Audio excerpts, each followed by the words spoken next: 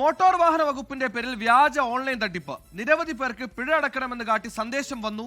തട്ടിപ്പ് സംഘങ്ങൾ അയക്കുന്ന സന്ദേശത്തിൽ വീഴരുതെന്നും ഉടൻ ബന്ധപ്പെട്ട ഉദ്യോഗസ്ഥരെ അറിയിക്കണമെന്നും മോട്ടോർ വാഹന വകുപ്പ് അറിയിക്കുന്നുണ്ട്.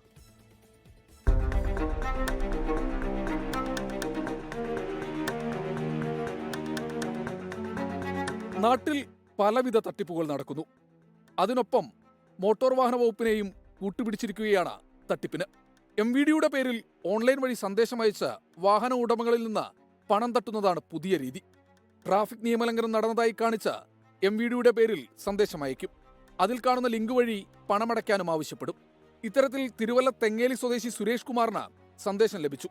തന്റെ വാഹനം നിയമലംഘനം നടത്തിയെന്ന് പറഞ്ഞു വന്ന സന്ദേശത്തിൽ 500 രൂപ ഫൈൻ അടയ്ക്കണമെന്നാവശ്യപ്പെട്ടു. ഇക്കാര്യം തിരുവല്ല ട്രാഫിക് SIയെ അറിയിച്ചതോടെയാണ് തട്ടിപ്പ് വിവരം പുറത്തായത്. ഞാൻ ട്രാഫിക് SIയെ വിളിച്ച് സംസാരിക്കുകയും അദ്ദേഹം എന്നോട് പറഞ്ഞ ചെല്ലാൻ ഇട്ട് കൊടുക്കാൻ പറഞ്ഞപ്പോൾ അദ്ദേഹം പറഞ്ഞു, ഇത് തട്ടിപ്പാണ്, നിരവധി പേരെ ഈ ഒരാഴ്ചക്കുള്ളിൽ എന്നെ വിളിച്ചിട്ടുണ്ട്, ഈ പൈസ അടയ്ക്കാൻ ശ്രമിക്കല്ലേ, നിങ്ങളുടെ പൈസ പോകും. ഇത്തരം തട്ടിപ്പുകളിൽ വീഴരുതെന്നും ഉടൻ ഉദ്യോഗസ്ഥരെ അറിയിക്കണമെന്നും തിരുവല്ല ട്രാഫിക് SI പറഞ്ഞു. ഒരു കാരണവശാലും നിങ്ങൾ ഈ ചെല്ലാൻ കേരള പോലീസിൻ്റെ വരികയാണെങ്കിൽ അതിന് പ്രത്യേകമായിട്ടുള്ള നമ്പർ ഉണ്ട്.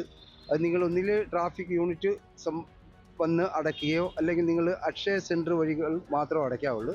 MVDയുടെ പുതിയ സംവിധാനത്തെ മറയാക്കിയാണ് ഓൺലൈനിലൂടെ തട്ടിപ്പിനുള്ള ശ്രമം. ജില്ലയിൽ നിരവധി പേർക്ക് ഇത്തരത്തിൽ സന്ദേശം ലഭിച്ചിട്ടുണ്ട്.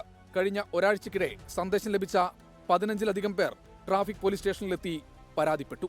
24 പത്തനംതിട്ട.